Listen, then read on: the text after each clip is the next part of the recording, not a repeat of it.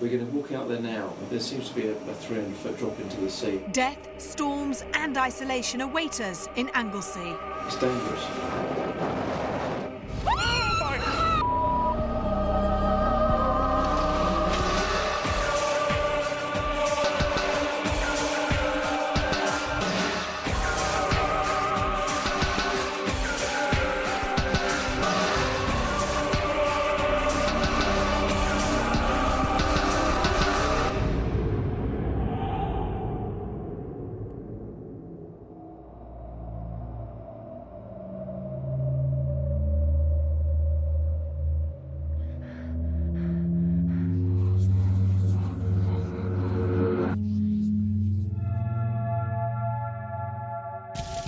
Hello, I'm Yvette Fielding, and this week I've brought my team to Wales and to the infamous South Stack Lighthouse.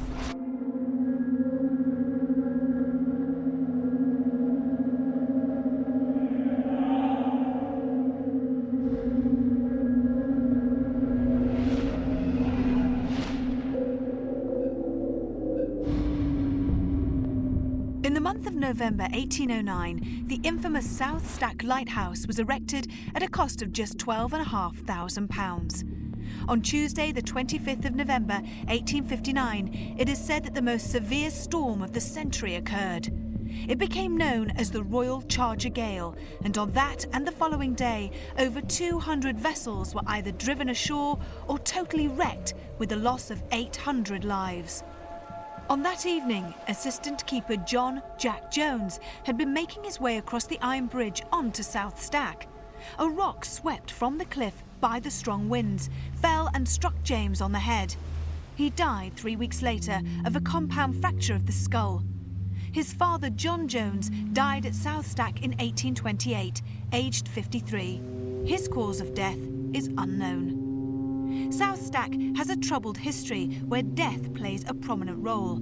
Could these spirits of sailors, lighthouse keepers and their families be haunting this remote and unusual location? Because this location is so unusual and has such a fantastic history, I decided to test the waters and see just how paranormally active it really is. So I asked Carl Beattie and Jeff Adams to spend the night alone and in the dark. And this is what happened. Jeff and I have decided to go off on our own the night before. There's the lighthouse stairs. Did you not just hear the footsteps? No. So you heard footsteps? It was almost like we've come in, so they've gone upstairs. So we need to follow him, yeah? Well, should we go? If I go up now. Now, bear in mind we're on our own. Is there two of you? If there is, can you make a sound if there's two of you? How can you explain that?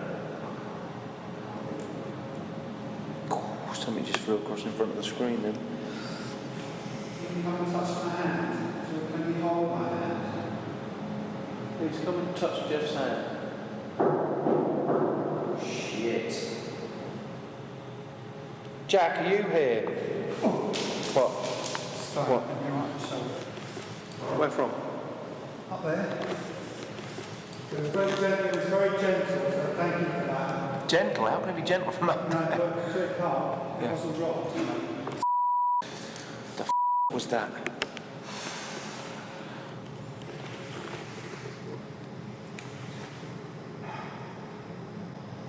I think I really need to sort of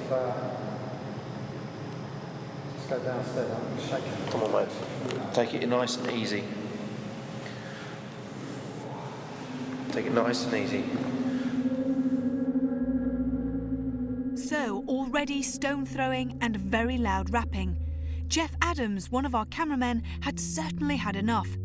Would he and the rest of the team be able to brave it for the full 24-hour stay? Not all the storms hit the outside of this isolated building. Some seem to manifest inside. Footsteps have been heard walking around this area, and workers frequently experience lights turning themselves on and off, and the main inner door behind me rattles loudly when no one is there.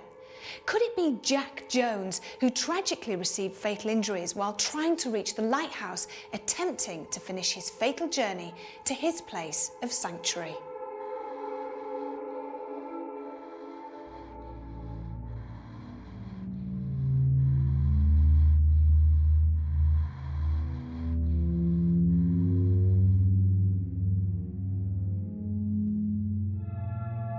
He wasn't killed outright, but he did still crawl up the path to get to the main building where we're in now.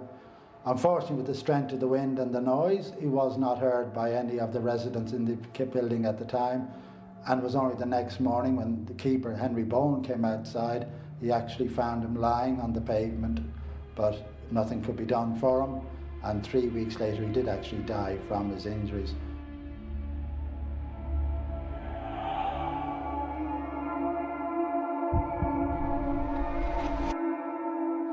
There was a death here in 1828, which is shrouded in mystery. All we know for certain is that Jack's father, John, died on the premises. We don't know how or why. But since then, it's said that, like his son, he haunts the lighthouse, shutting doors and turning lights off. Could it be that as he was very fastidious in life and hated waste of any sort, he's continuing his rounds? Or is he trying to contact us and tell us how he died?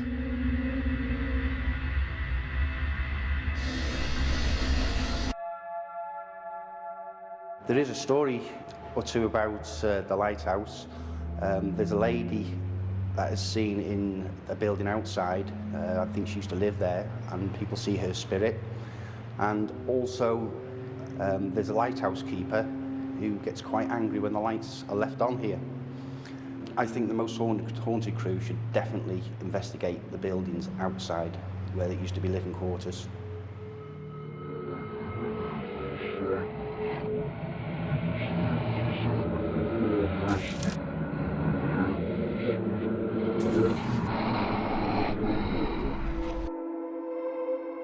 There have been many deaths in and around the lighthouse, from families who have lived and worked here to shipwreck victims and climbers. So it's no wonder that many of the souls are said to roam all over this place.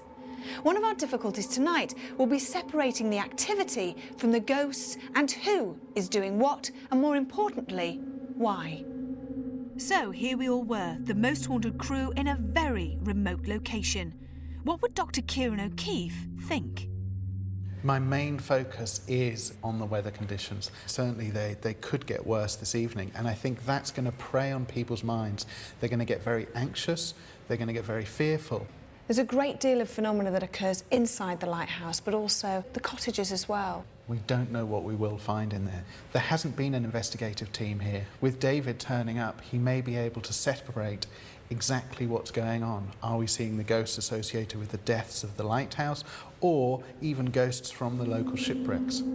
This extraordinary location was a place that I and the rest of the team couldn't wait to get our teeth into. To help us uncover some of the supernatural mysteries at South Stack, David Wells, our medium, would try to communicate with the supposed ghostly inhabitants of the lighthouse. What would he uncover, and who would he communicate with?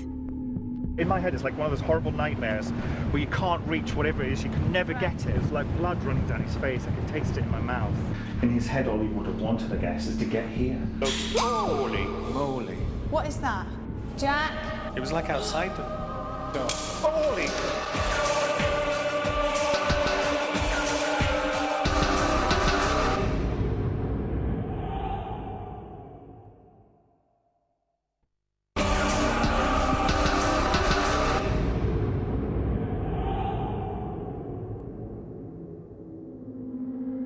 South Stack Lighthouse in Wales is one of the most remote locations we've ever investigated. Stranded for 24 hours in a place that has seen its fair share of death and ghosts, would our medium David Wells find any souls that lived and worked here many years ago? And if so, would he be able to communicate with them?